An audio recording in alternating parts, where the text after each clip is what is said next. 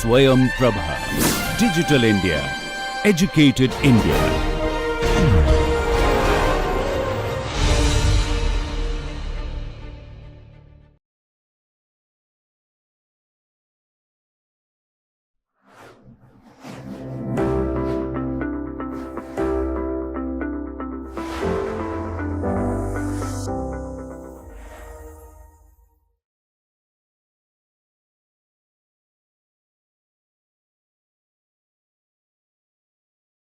Hello everyone.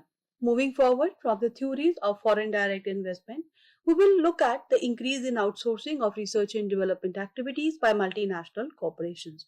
We will try and understand the motivations behind such activities. Moreover, what are the demand and supply related factors which in fact support and facilitate this kind of an outsourcing. In fact, if you look at the literature, till 1960s and 70s, it was highlighted that there was more tendency towards centralization when it comes to research and development activities, which is also something we will talk about later in terms of concentration of innovation. Later, in 1980s, we find that there was an outsourcing of such activities internationally. A study by European Commission in 2005 showed that 9 out of 10 companies they were outsourcing 15% of their R&D. Two-thirds of to the other companies, one-third to the public research organization, and one very important point that was highlighted of this kind of an outsourcing of research and development activity was that this outsourced work was indeed a kind of a complementary activity which was contributing to the in-house R&D being conducted at the parent organization. So it was not being seen as something which was substituting the research and development at the parent organization. So you find that even in terms of internationalization of research and development, there are certain sectors. There is a concentration of research and development in few sectors. So on one hand, we are talking about internationalization of research and development, where we are talking about coming up of the newer players in the entire process of research which is being undertaken by multinational enterprises. At the same time, we realize and identify that such kind of an activities are rather concentrated in few sectors. For example, IT, automotive, pharmaceutical, biotechnology are the areas where this is concentrated. This kind of a phenomenon is rather concentrated.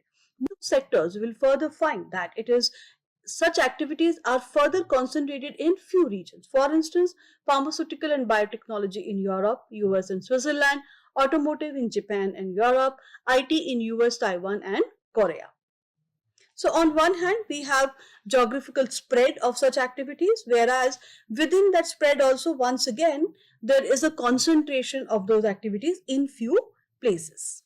A recent paper highlights that entire literature on internationalization of research and development.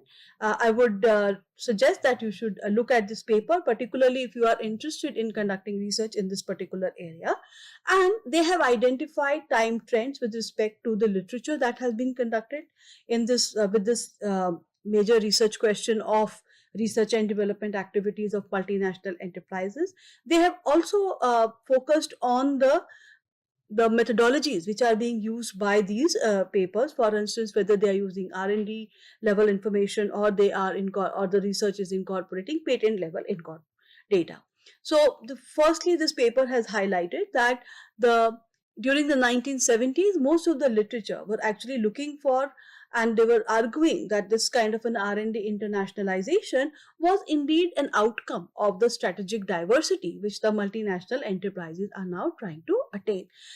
At that time, the prominent thought process was that multinational enterprises are indeed looking for market and or efficiency in their production. Like we talked about globalization of consumption and globalization of production.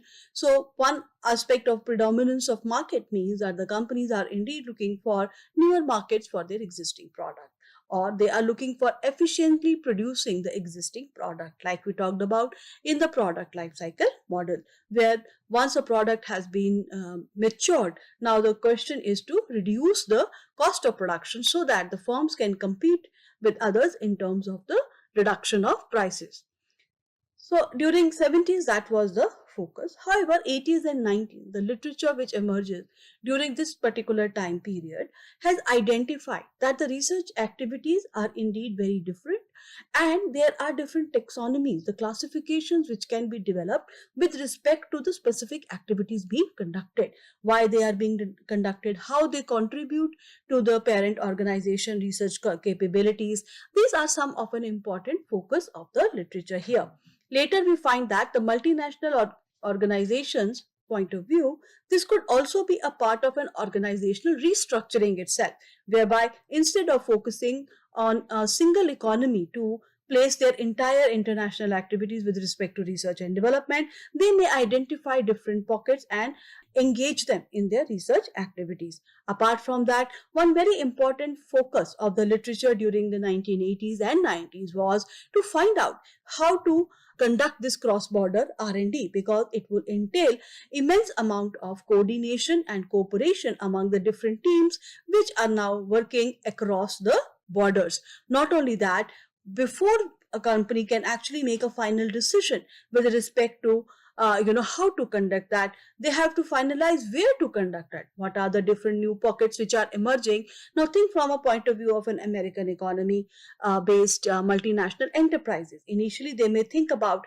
conducting this research and development in countries, maybe other European countries, like we saw in product life cycle activity where the production shifts, but here we are talking about the research activity. So they may identify certain pockets, let us say in Europe or in UK or in other Southeast Asian economies, where they find that there are major work being conducted in that particular area. Say for example, in case of a semiconductor, they may identify some places in Japan or in Taiwan, and so on and so forth. So the first decision is with respect to where to conduct it, which is the place where such kind of a research can happen. Once that is being decided, the next level question emerges: how to integrate those activities with respect to their parent organization activities. So a lot of literature once again focus on these very important points. Later in 19 after 1990s and particularly during the first 2 decades of 21st century, we have found that a lot of literature look or revisit the questions of this R&D laboratories taxonomies. We will talk about them, like asset seeking and asset augmenting. And what they are trying to do now is basically use the availability of longitudinal data, which is now available for the working of these multinational enterprises over a long period of a time, and trying to figure out these motives, essentially trying to find out the empirical evidence with respect to the different taxonomies which were talked about during the 80s and 90s. In fact, in that context, the use of patent data has also become extremely prominent. So now we will first talk about the different taxonomies, which will also give us an insight into the why these firms are now motivated to conduct research and development across their borders, and what are the factors which will support them, facilitate them. Moreover, what are the factors which will in fact affect their decision negatively as well. So let us first look at this taxonomy coming from Archibogi and Mikey, whereby he talks about three major reasons or three major ways through which this globalization of innovation can happen. First, where the companies, the multinationals, in fact are looking for international exploitation of something which is an outcome of the national research and development endeavors. So something they have come up with, a new product which is being developed in their domestic country's lab, and as a result now these companies want to explore, extend their market to the other countries. They are the major players which would be participating in this will be national and multinational firms. Multinational firms which are now seeking to reach out to the other economies, and national which would be and in fact supporting the multinational activities. Say for example, they might decide to go into a joint venture, etc. So here we have already discussed about it when we talk about the different modes through which a company can in fact externalize or internalize their production in the other economies, like exports, licensing, foreign direct investment, etc. So this kind of an exploitation of a nationally produced research and development can be either done through exporting. So you may need a domestic distribution company. So that is where the role of the national firms located in the host country will come into picture. Apart from that licensing, they are also once again the national firms which will be taking the licensing agreement, which will be getting into a licensing agreement with the multinational enterprises. They will also may or may not take a part of the production in the host country and then release the product in the domestic market. Foreign production of domestically developed product and role of product life cycle theory. So all these aspects we have already covered. The another important concern here is a way through which what we are talking about is a global generation of the innovation. So now we are looking at a product which is an outcome of the innovation activity which has undertaken place internationally. The major players in this case would be multinational enterprises. They would be conducting R&D at a home. They might have an R&D in the host country also. So this host country R&D could be a part of their wholly owned subsidiary, or in collaboration with the domestic player. They are getting into some kind of a joint venture for research and development, or it can take a different forms. And apart that particular activity can be done either through acquisitions or through the greenfield investment. Say for example, now Microsoft decides to establish their lab in India, so they have one research lab which would be focusing on research in India. The focus could need not be only Indian. They might be developing global products, or they might be developing a product which will also get contributions from the other such R&D centers of the same company located in the different locations or in the different countries as such. So what we are talking about is a product which is not produced nationally, or which has not been innovated nationally in a location, but a product which is rather innovated across the countries. There is a possibility a part of it might be developed or worked upon in a team in a particular country, whereas another part might be worked upon by the team in the other country as such. The another taxonomy which has been talked about is the global techno-scientific collaborations. Here, the focus of the multinational enterprise is that they are looking for the scientific collaborations which is beyond their own country's boundaries. So they are not no longer bounded by the science and technological developments which are available within their own home country. In fact, they can access the information which is available in international universities, have their operations in such countries, develop maybe some kind of a linkages with these universities or public funded research organization, get into some kind of a joint scientific project, scientific exchanges or joint venture for an innovative product. Here the focus would be to access to a techno-scientific works which is being conducted internationally, instead of being limited to what is being done in their home economy as such. Another very popular taxonomy which is being discussed, and it came during 90s and has in fact been a focus of lot of literature in this field, is related to home-based augmenting, home-based exploiting, vis-a-vis asset exploiting and asset seeking. Sometimes these terms are also used interchangeably and also juxtaposing. Like for example, home-based augmenting would be something like a asset seeking, and home-based exploiting may be something like an asset exploiting as such. So what do we mean by that? Let us look at that in detail. So asset exploiting R&D, as you would have guessed by now, and as the name suggests, include some amount of maybe an adoption of a product which is being produced or being innovated at a parent organization. It may in fact entail some kind of a activity in the host economy also. But what we are merely looking at some kind of a duplication of the multinational enterprises home-based activities, and it is in fact based on a very traditional view of innovation activities. On the other hand, once we identify that the information sources, the knowledge sources for coming up with a newer product are now no longer limited to the home country of a multinational enterprises, then we enter and we talk about how the activities of the multinational enterprises in the other economy can indeed be asset augmenting. That means they are supporting, they are in fact contributing a complementary role to what is being done in the home economy. So this kind of an activity can be either to improve the existing asset, acquire or internalize or create completely new technological assets through the foreign located research and development facilities.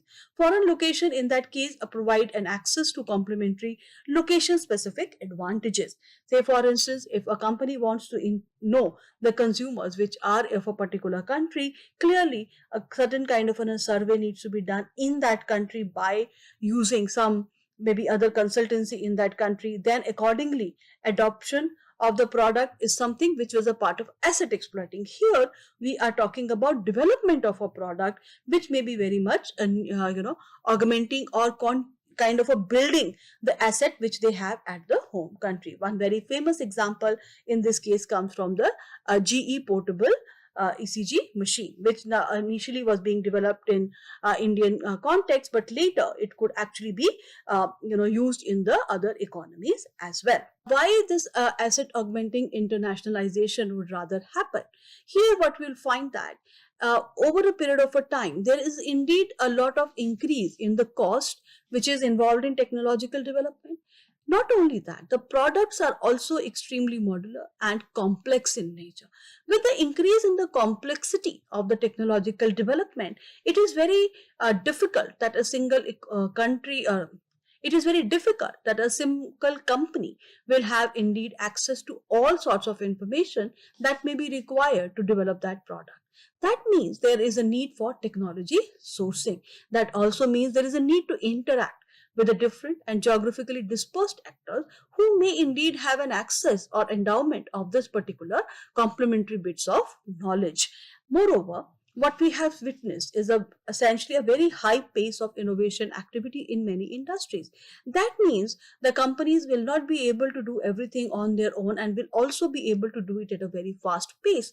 So how about identifying location specific capabilities and then doing those activities in those specific locations? That is another reason why what we are witnessing is an asset augmenting internationalization. So what is being done at the host economy in that sense get contributed, it gets complemented, it gets further enhanced by the activities of the of the multinational enterprises which now undertake this kind of an activities in other economies.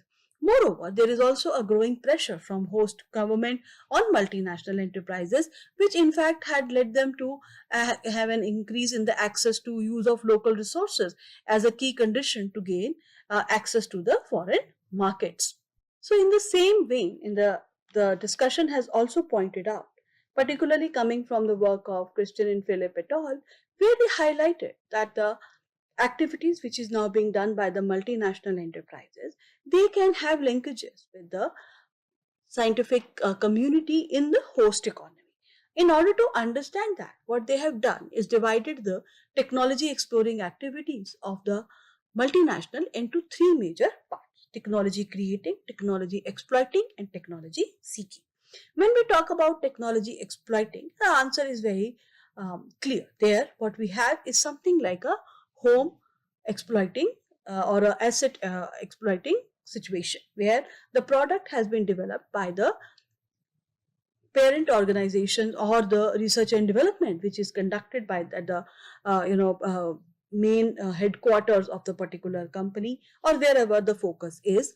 Now, having developed that particular product, the idea is merely to use other markets.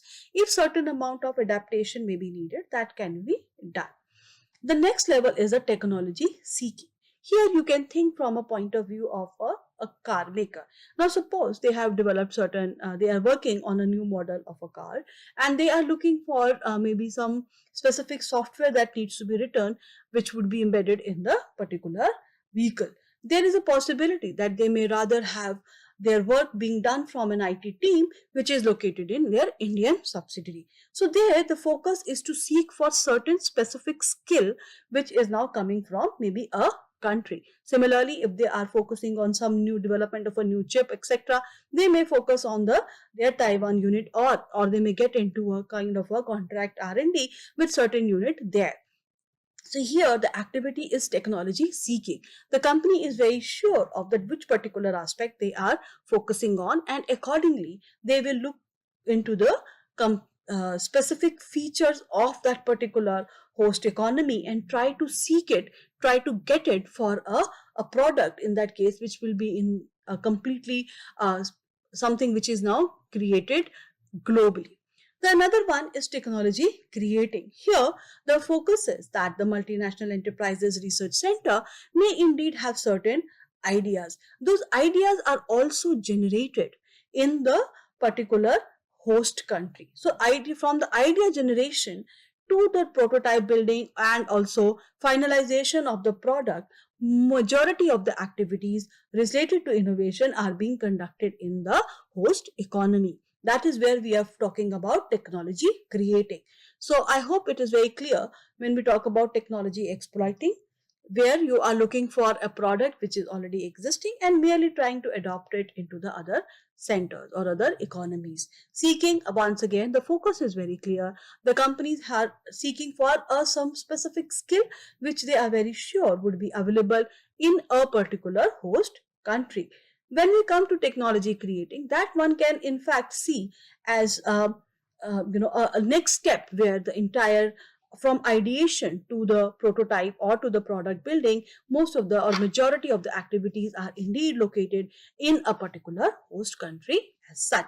Now this can also be seen as a composition of the R&D activities. For example, we have seen earlier case where we talk about starting with the distribution, then doing a foreign direct investment, and then doing some kind of a R&D activity. Now within the R&D activity, the company may indeed start with exploitation, may look for certain specific features over a period of a time. The R&D center may indeed become more comfortable, may become more confident, and will have more linkages with the local system, and as a result may grow up to something which is now capable of creating something on its own.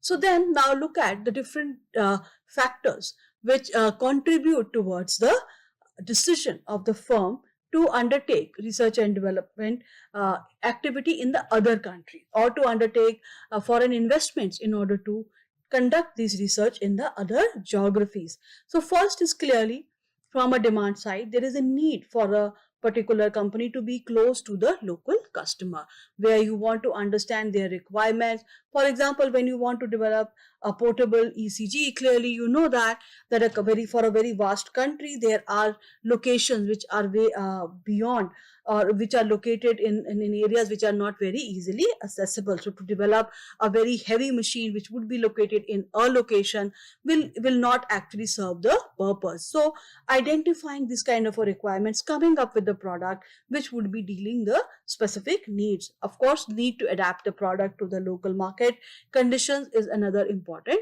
factor.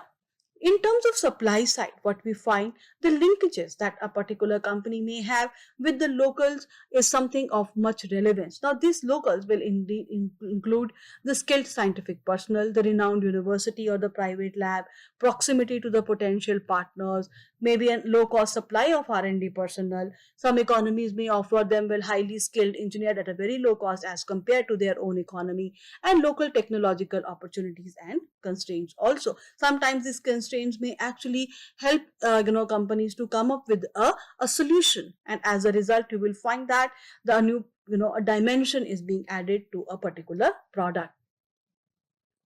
Apart from that, when a company indeed decides to go for an international innovation activity, there are various challenges that it faces. For instance, first of all, there is going to be definitely a very high coordination and control cost.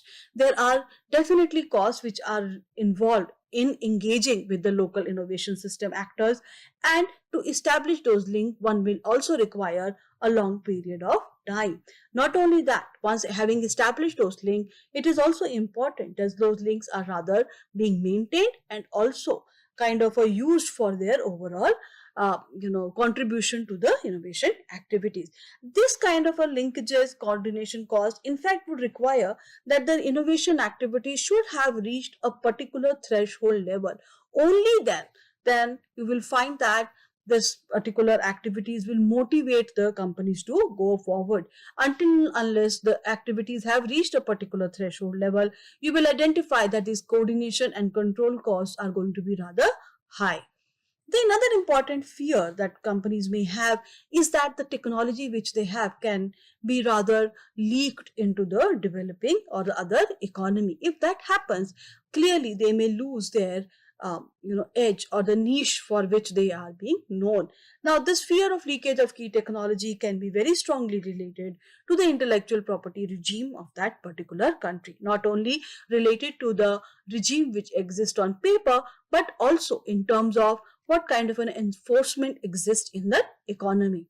Apart from that, there is a possibility that a company indeed has a very strong base in the home country, because of which it has got into an inertia and may not be interested in going forward with an international innovation activity as such. So these are the some of the factors which kind of withheld, which kind of pull back the motivation for some of these multinational enterprises to indeed expand their research activities beyond the national levels. One very important contribution, what very push factor indeed comes from the partnering with respect to the science and technology community that can happen in the host economy. Now here, international collaborations, one may think that it might be rather substitution, but that is not the case. Many a times these international innovation activities will indeed be complementary to the activities which is being done at the host country. Apart from that, there can be various non-tariff barriers, and as a result, what you will find that it is much more easier to overcome them, provided you have this kind of an innovation activity being located in the host country. So once again, the role will not be of a substitution, but to overcome those non-tariff barriers, it will be supporting the innovation activity. But all these factors will definitely depend upon what is the technological characteristics of the industry. Again and again, whenever we have been talking about the role of innovation, the role of patents, the role of university collaboration, we have again and again highlighted that these kind of aspects will vary from the industry to industry. We cannot have the same characteristics of the technological characteristics of the industries, and as a result, the implications of the linkages with the IPR institutions or that of the university, and in this particular case, the need for having an international innovation activity will once again vary as such.